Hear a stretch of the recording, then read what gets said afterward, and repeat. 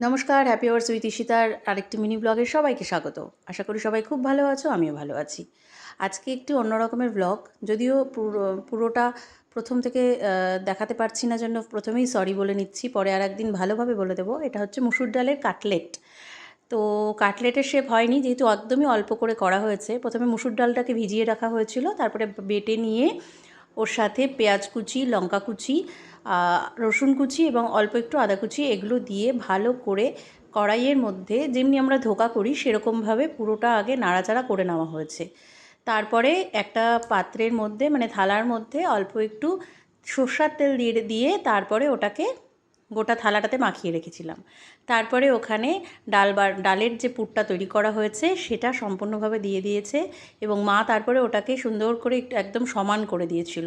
এবার যেহেতু অল্প, সেই জন্যই ছোটো ছোটো করে চৌকো চৌকো করে কেটে নিয়েছি। কেটে নিয়ে এরপরে ডিমের গোলা করে রাখা হয়েছিল এবং বিস্কুটের গুঁড়ো। এখানে তোমরা আমি এখানে মেরি বিস্কুটের গুঁড়ো ইউজ করা হয়েছে। এবার চাইলে পরে কুকিজের গুঁড়ো বা যে কোনো বিস্কুটের গুঁড়ো দিয়েই হতে পারে, মিষ্টি বিস্কুট ছাড়া। তো তারপরে প্রথমে ওই জিনিসটাকে ডিমের গোলার মধ্যে ডুবিয়ে তারপরে বিস্কুটের গুঁড়ার সাথে করে তারপরে গরম তেলে, ছাঁকা তেলে ভেজে নিলেই মুচমুচে এই মুখরোচক সন্ধ্যার খাবারটি তৈরি হয়ে যাবে। সবাই ঝটপট বানিয়ে ফেলো আর বানিয়ে বলো কেমন হয়েছে। এর পরের দিন ভালো করে আরও ডিটেলসে তোমাদের দেখিয়ে দেব।